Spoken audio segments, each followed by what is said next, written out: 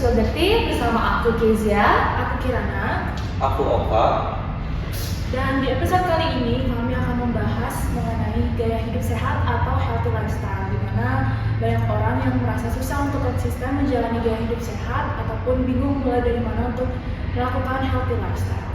Maka dari itu, di episode kali ini kami mengundang bintang tamu yang sudah melakukan healthy lifestyle. Selamat datang Arya di podcast Spill the Tea. Silakan perkenalkan diri. Baik, perkenalkan nama saya Arya Gongiswara. Umur saya 21 tahun dan kebetulan saya adalah mahasiswa Fakultas Hukum Universitas Udayana angkatan 2019. Oke, kalau gitu kita langsung aja ke pertanyaan yang pertama ya. Gimana sih menurut Arya gaya hidup sehat itu? Mungkin bisa dikasih tahu pendapatnya ke teman-teman. Baik, dari pengalamanku juga, yang kebetulan aku juga dari awal itu mulai dari umur 17 tahun ya. Sebenarnya bagi saya gaya hidup sehat itu adalah ketika kita punya pemikiran untuk melakukan sesuatu itu untuk konsisten, habis itu ginilah kayak mau kita lakukan secara teratur untuk bagi kita itu aktivitas ini itu bagus loh buat kesehatan kita, dan makan ini tuh bagus loh juga buat kesehatan kita. Dan kadang yang orang nggak pikir itu kan istirahat itu kan sebenarnya penting-penting juga sebenarnya. Kadang buat kita kesehatan tuh orang-orang kalau di umur kita zaman sekarang kan ya banyak bilang nikmatilah masa mudamu, istilahnya seperti itu. Tapi untuk pemikiran seperti itu beda, saya juga nggak menyalahkan ya, tapi sebenarnya simpelnya bagi saya tuh pola hidup sehat ya gimana kita itu menikmati untuk melakukan aktivitas ataupun mengkonsumsi makanan yang sehat bagi tubuh kita secara konsisten dan teratur. Itu sih bagi saya secara sederhananya hidup sehat itu. Oke. Berarti Arya sendiri udah mulai jalani gaya hidup sehat itu dari umur 17 tahun dari SMA kelas 2 lah. Tapi sebelum itu kayak udah pengen nggak sih lebih awal mulai gaya hidup sehat? Sebenarnya sih kayak kebetulan tuh dari SMP itu udah papa sendiri itu udah pernah ngajakin kayak ayo ke gym, ayo ini, cuman ya karena satu sisi papa sendiri yang ngajak olahraga, sedangkan ibuku sendiri ya nggak gini lah, nggak kayak nggak usah gitu juga, masih muda aman gitu. Cuman ada kepikiran kayak karena dari ini personal ya, soalnya dari aku bahkan dari SD pun sebenarnya paling utama yang aku suka untuk membangun kepercayaan diriku sendiri adalah dengan membangun fisik gitu loh. Karena apa yang dilihat sama orang dari pertama dari mata itu kan pasti fisik dulu sebelum tahu isi dalam orangnya gitu lah. Oke. Selain faktor orang tua, khususnya ayah, dan pengetahuan Arya terkait pola hidup sehat dan makanan sehat itu, apa sih yang membuat kamu untuk konsisten dalam melakukan pola hidup sehat? Nah, jadi sebenarnya yang buat aku konsisten itu pertama ya, kalau misalkan dari aku yang basicnya itu dari karena awalnya tuh nge-gym. Sebenarnya kalau kita mau melakukan kayak gitu tuh pertama harus punya motif sama ada tujuan gitu ya. Jadinya kalau misalkan nggak ada kayak gitu, konsistennya pasti kurang kayak ada yang kita kejar. Kenapa kita ngejar itu tuh biar tahu itu. Kalau aku sendiri sih yang pertama tuh kan memang dari fisik. Dan yang kedua tuh kayak aku tuh sebenarnya kebetulan keluarga itu ada keturunan diabetes. Jadinya ya kayak dia mau ngelakuin apa, dia mau nyentuh hal yang manis-manis pun kayak ya tau lah zaman sekarang entah es kopi lah, boba lah, apa tuh kan pasti ya manis-manis udah tahu. Nah, aku tuh selalu ada motivasi kayak ingat dong punya keturunan ini, jadinya kayak ada motif sama ada motivasi yang membuat ngelakuin konsisten gitu. Oke, jadi kita juga harus punya tujuan ya sebelum kita mau menerapkan gaya hidup sehat itu tujuannya kemana. Nah, kita juga penasaran nih sebenarnya metode gaya hidup sehat seperti apa sih yang biasanya kamu gunakan? Nah, kalau metode sih sebenarnya kalau lebih kayak aku sebut ini sebenarnya kayak konsep ya, kayak ini tuh juga orang-orang zaman sekarang tuh masih kurang. Ini aku juga tahu ketika aku belajar pas nonton channelnya Derai, Dimana yang aku pakai itu adalah dengan meningkatkan fitness IQ tuh. Fitness IQ itu kayak IQ itu kan istilah kecerdasan kita dalam mau memecahkan sesuatu, berpikir untuk akan sesuatu. Nah, fitness itu kan kebugaran, jadi kita tuh kayak mikirin bagaimana pemikiran kita akan kebugaran.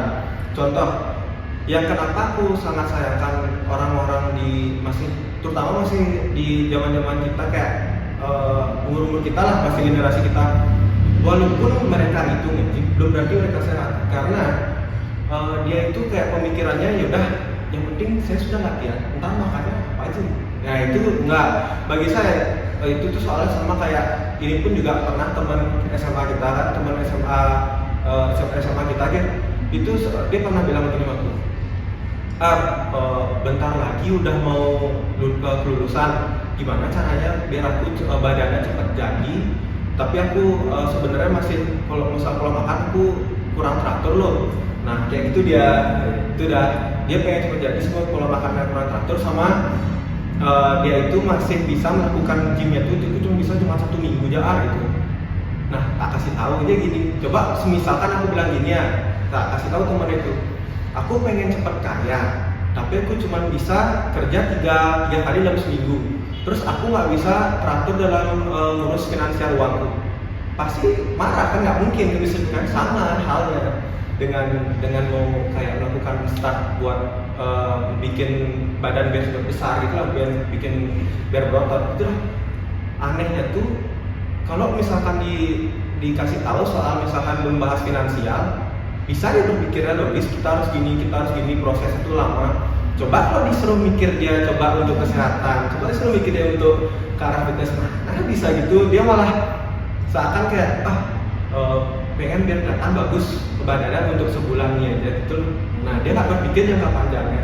Nah itu udah bagi aku juga, makanya aku dengan meningkatkan fitness IQ ku, sama juga kita tuh yang membuat kita bisa melakukan itu adalah kita tuh harus punya vision yang panjang, misalnya punya visi ke depan loh, itu udah gitu. Jadi metodeku ya dengan meningkatkan fitness IQ ku. Oke, jadi kita tahu istilah baru ya tentang healthy lifestyle, itu ada salah satunya fitness IQ, untuk punya pemikiran, punya visi untuk menjalani kehidupan yang lebih sehat. Terus selama Arya melakukan gaya hidup sehat, pernah nggak sih merasa ada penderitaan yang kamu rasakan pada saat melakukan healthy lifestyle itu? Sebenarnya sih sama sekali nggak ada ya, malah seakan kalau ngelihat zaman sekarang itu ya makin gini sih, makin seneng aja. Cuman dalam menjalani dari awal itu penderitaan tuh palingan kayak lebih ke lebih ke kayak mau adaptasinya aja, adaptasi kayak kalau aku kan misalkan karena aku pengen tujuannya itu bikin otot, maksudnya muscle builder lah gitu, jadinya kan muscle building gitu dah, jadinya kan kayak kita tuh emang fokus utama itu protein gitu.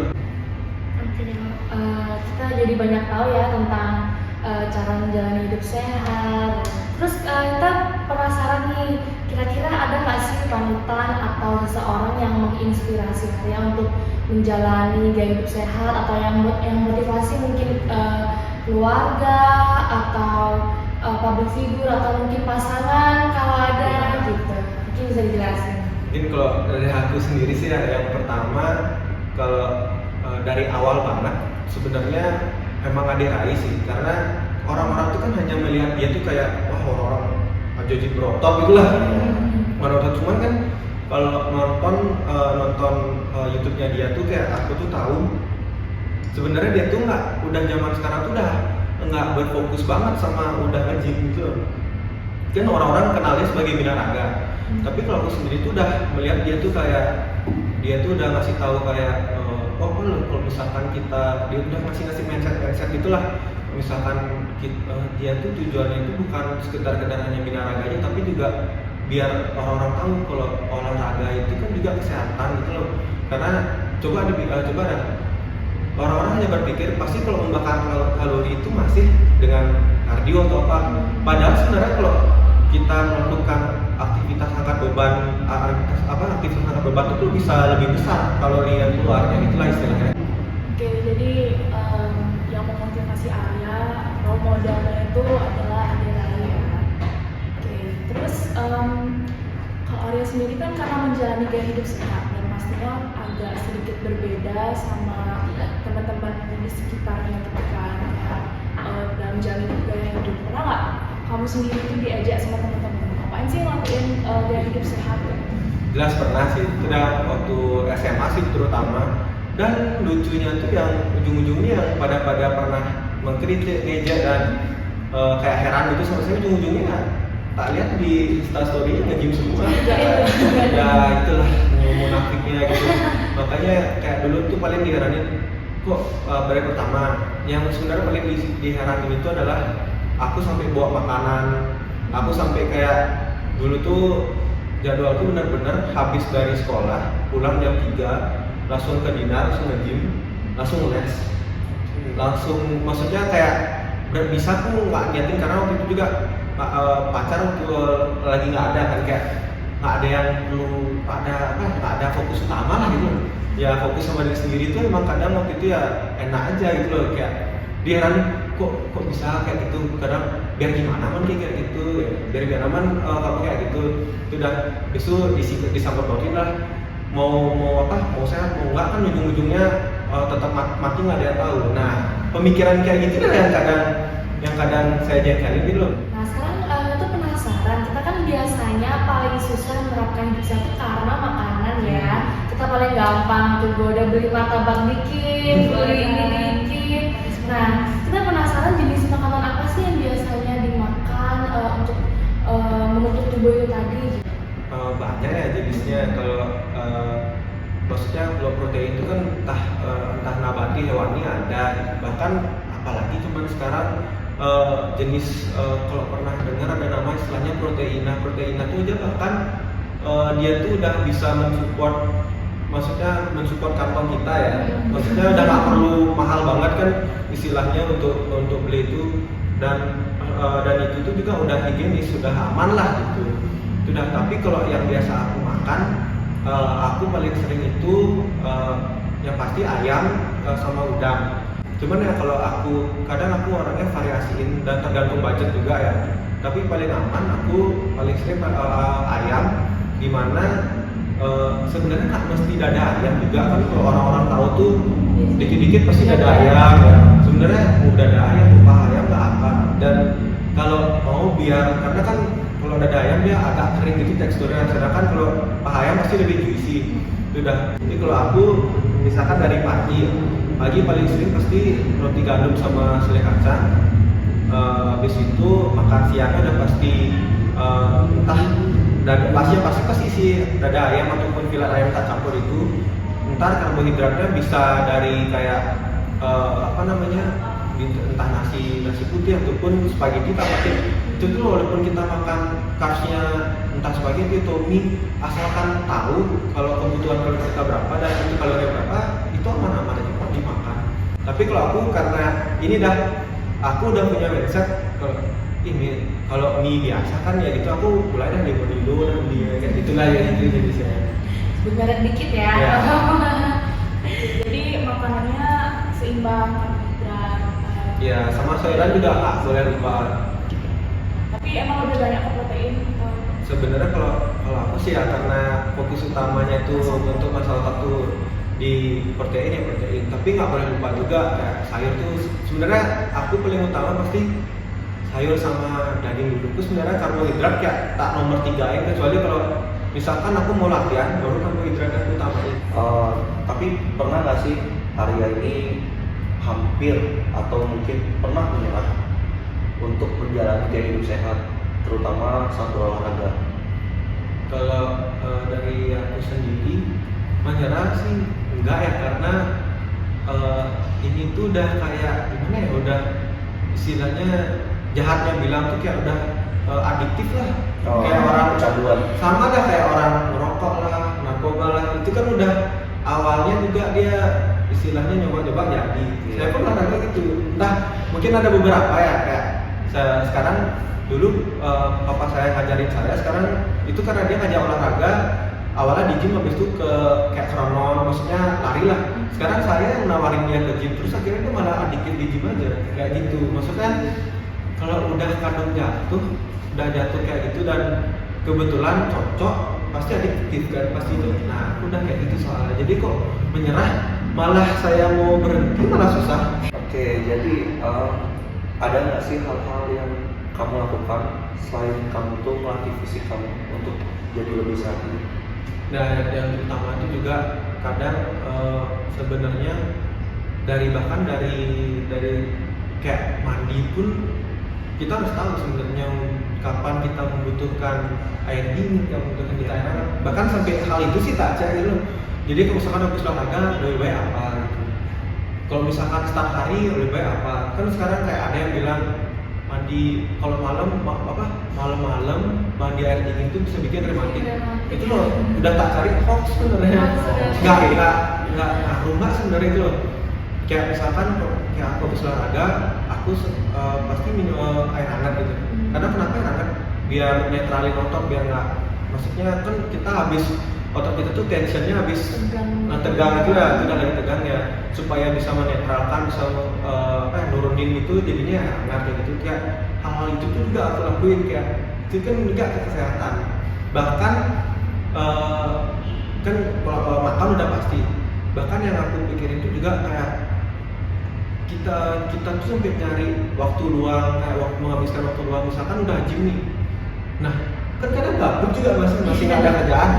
Nah kita pikirin kayak untuk biar pikiran tuh tenang tuh apa, misalkan entah aku orangnya main PS lah, main PlayStation, atau enggak terkadang juga butuh kayak healing gitu ya, aku lakuin. Karena kan nggak hanya kita tuh waktu cuma pas olahraga aja kita mikirin kesehatan, kan terlebih itu masih ada olahraga cuma 2 jam, kita masih punya beberapa jam lagi loh untuk melakukan itu lah.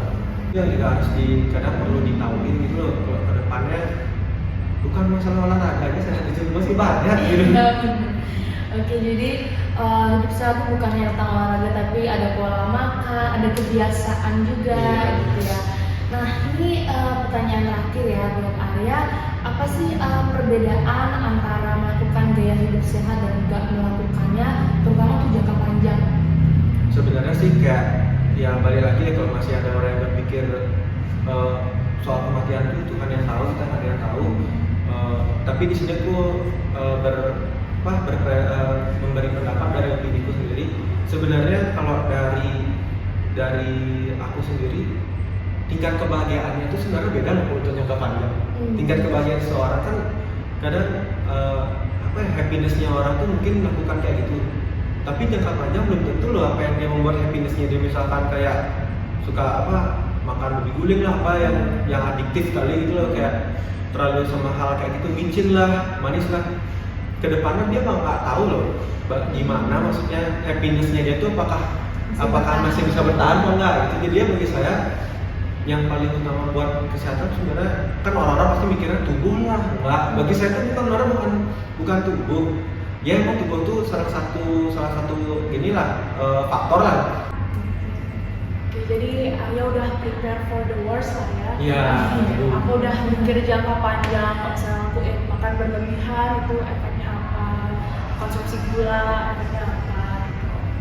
Oke teman-teman semua, jadi bisa kita simpulin bahwa gaya hidup sehat itu sangat penting untuk kita lakukan, karena tidak hanya berdampak untuk fisik kita supaya bugar, tapi juga pikiran kita jadi lebih positif. Dan untuk melakukan gaya hidup sehat itu kita perlu konsisten, selain itu juga mindset, kayak ada tadi ada fitness IQ ya. Jadi kita punya tujuan dalam menjalani gaya hidup sehat tersebut, dan semuanya itu dimulai dari diri kita sendiri. Dan kami juga ingin berterima kasih untuk Arya karena sudah meluangkan waktunya dan bersedia untuk membagikan informasi mengenai gaya hidup sehat. Semoga apa yang telah disampaikan bermanfaat bagi kita semua untuk menjalani gaya hidup sehat. Oke, tapi sayang banget episode Spirituality kali ini cukup sampai di sini. Kita udah bahas banyak banget tentang healthy lifestyle. Dan jangan lupa untuk terus saksikan episode dari Spill the Tea.